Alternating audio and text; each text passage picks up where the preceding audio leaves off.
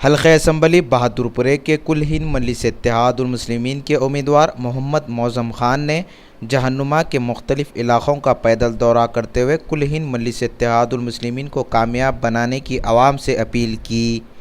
आवाम की जानिब से वालहाना इस्तक़बाल किया गया। जगह जगह मजलिसी उम्मीदवार की गुलपोशी की गई। इस मौके पर मजलिसी उम्मीदवार मोहम्मद मौज़म खान के हमरा कॉरपोरेटर सरगर्म मजलिस के कारकुनों के अलावा लोगों की कसीर तादाद मौजूद थी।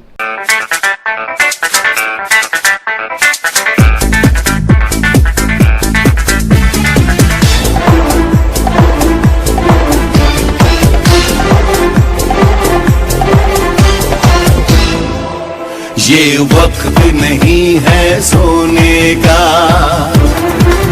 ये वक्त है आगे बढ़ने का। ये वक्त नहीं है सोने का, ये वक्त है आगे बढ़ने का। अब मिलके कदम उठाना है, लुटेरों से मुल्क को बचाना है। हम मुल्क बचाने निकले हैं, आओ हमारे साथ चलो।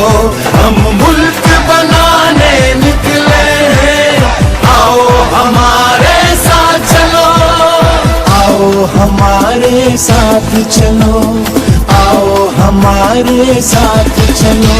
ये वक्त नहीं है सोने का, ये वक्त है आगे बढ़ने का।